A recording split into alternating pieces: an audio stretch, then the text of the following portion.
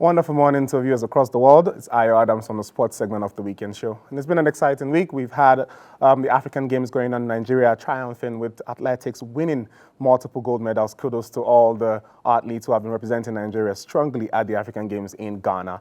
Also yesterday, we had the Super Eagles of Nigeria coming out to play their first game after the AFCON and defeating arch rivals Ghana 2-1 in Marrakesh, Morocco. All right, let's move to the topic of the day. We'll be talking about talent development and marketing.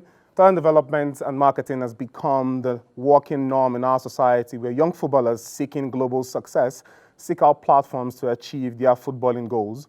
This morning, I'm joined from Canada by Mohamed Jibril, founder of both Jibril FC and Jibril Footballing Agency, and also the manager of Abuja-based team Suicide Jibril. Jibril Football Academy was founded in 2020 and became a football club in 2023. Its initial goal was to give young aspiring footballers like himself a chance to showcase themselves and to be seen across the world. After transitioning into Jibril FC, the new vision was to give players a platform, a stepping stone to becoming professional footballers. For Jibril's football agency, its goal is to market these players not from Jibril agency alone or in our locality here, but to the whole world at large and giving them a chance to become internationally recognized players and also to transition them from Nigeria to the world at large. Joining us this morning, we have Jibril Mohammed, the founder of Jibril Football Agency from Canada. Morning, Jibril. How are you doing? Good morning, Mr. Ayo. I'm doing well, thank you. How are you? I'm fine, thank you very much. Thank you for joining us. So let's dive straight into this quickly, and we'll start with give us a brief intro about your company, about your brand, and tell us what is the purpose of Jibril Football Agency. Yeah, so just like you mentioned, I am the founder of Jibril Football Club, founder of Jibril Football Agency, and also the CEO of the agency. And then I'm also the manager of a football club called Suicide Jibril FC. Oh, you wear many So hats. they're all in Abuja. All right, go on. Yeah, so Jibril Football Club was known as Jibril Football Academy, like you said. And Jibril Football Academy's first vision was to give grassroots footballers a chance to showcase themselves and to be seen. And then they later transitioned into Jibril's Football Club. And the vision of Jibril FC now turned to giving players a platform or a stepping stone to becoming professional footballers. And then with Jibril Football Agency, it's an agency aimed at marketing and representing these players who not only play for Jibril Football Club, but also different teams in the Nigerian Premier League or Nigerian National League. And with Suicide Jibril FC, it's kind of like a team who play tournaments in Abuja. It was formed by friends, and we've now kind of turned into a family. So we're, I think, one of the best football teams now in the country. We win a lot of tournaments. So that's a little bit about the three different Jibril tournament, Jibril FC, Jibril Academy here. So All right. Like I was saying earlier, I said you wear many hats, and kudos to you for being able to, to manage those hats properly. But now let's move to my other question is, you know, sponsoring footballers and sponsoring athletes. It's a very very dicey and pricey enterprise for anyone to dive into. Anyone who has a football team knows that they have to shoulder the weight of registering for tournament, just like you mentioned. Whoever loves football in Abuja will most definitely know your team, Society Jibril, because they've won multiple tournaments. They do win a lot of tournaments in Abuja here. And just like I was saying, whoever decides to carry the weight of sponsoring and owning a team would have to deal with the logistics, registration fees, management, welfare. Tell us, why did you decide to dive into this field? Despite knowing the fact that it's going to be cost intensive. yeah, so as a former aspiring professional footballer, just like people who become great in life and do great things, whenever they find themselves in a system, they always ask themselves, is there a flaw in this system? And how can I make this system flawless?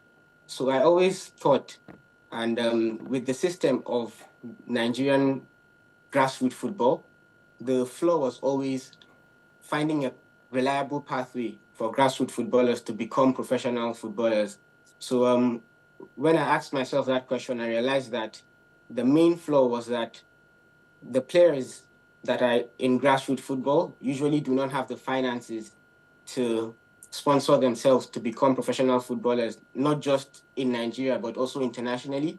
So I thought to myself and said, if I can like alleviate that problem, then I think it should be much easier for them to be able to just worry about playing the football, and then I'll have to worry about the finance part of it. It does take we must commend you for that, 'cause just like you mentioned, I've also been being in the trail of trying to play professional football. I've also been not owned a team, but co-owned a team with somebody. And just like you mentioned, the finances are quite, it goes over the top of your head.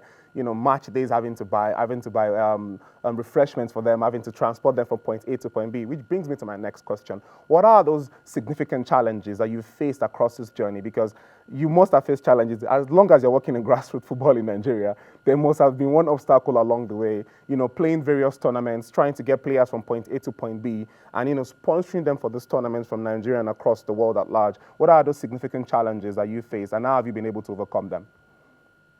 Yes, so personally, I'm a strong believer that life is measured by donation and not by duration. So I try to see how I can impact the lives of these individuals, no matter how little. So the problems that I usually face is like um, using my own personal funds to try and help these players. But like I said, because of my belief, I think that whenever I try to help these players, and even if I impact just one life, it really means a lot. Another problem is, of course, I'm in school here in Canada, so juggling school life, the life of a student, and then also being an agent and owning a team is a bit challenging. But that's where I always have to thank and like give gratitude, show gratitude to my parents because they always take care of my needs, which gives me a chance to be able to take care of my wants and pursue my goals and aspirations. So yeah. All right, that's quite gracious, Jibril, and we must commend you. And a lot of young people, just like yourself, are also in the industry doing big things, trying to make sure that co-colleagues like them or co-athletes like them goes out. There's a statistics that says that out of 100 footballers in every academy, only a percent make it out into the global stages. So the likes of the Osimhen's and the Sakas and the Trent Alexander-Arnold don't even match up to 5% of people who get to triumph from grassroots stages to the global stardom. So kudos to you for putting some of these players on the spotlight. Which brings me to my final question, and it's what's the long-term plan for the Jibril agency? These players that you have been able to facilitate in Abuja here and across Nigeria, some of them, one of them that played in your team has actually represented Nigeria in the under 17 and 21 World Cup, which that's Onuche Oguche, if I remember his name correctly. And a large number of them have also tried to play, have also played in top teams across Nigeria. But we're now looking at Europe. What's the long-term plan for some of these guys? The best out of the pool of talents that you have, what's the plan for them? What's the end game? If Jibril Agency is picking a player and taking them out of the country, what's the end game for them? Yeah, so just like you said, a lot of these players have the ability, but they don't really have the opportunity to showcase themselves or become professional footballers. So the end game or the whole vision of Jibril Football Agency and Jibril Football Club is to see that we give these players a chance of becoming professionals. So for Jibril FC, the ultimate vision is, well, for me personally, I'm someone who likes to aim or shoot for the moon so that if I miss, I eventually land among the stars. So for Jibril FC, the ultimate goal would be to eventually see them playing in the Nigerian Professional Football League, which is the topmost tier of football in Nigeria. And for Jibril Football Agency, the ultimate goal would be to see these players playing for Jibril FC represented by Jibril Football Agency, or not just Jibril FC, but also teams in the Nigerian Professional Football League represented by the agency, Jibril Football Agency, so that we'll have a chance for them to be known and seen internationally. All right. Just before I let you go, some parting words. If a young person just like yourself is watching this, or an aspiring footballer is watching this, and he or she has not been able to find their feet into professional football, or have been able to find a platform that will promote and sponsor them, what is your advice to young footballers that are still trying to find their way into stardom? Yeah, so my advice to them would be to never give up And as a famous quote I like to use, it's not the critic who counts, but it's the person it's the man in the arena, the person who's there under the pressure. And even though they fail, at least they will be able to say that they know a way whereby this wouldn't work.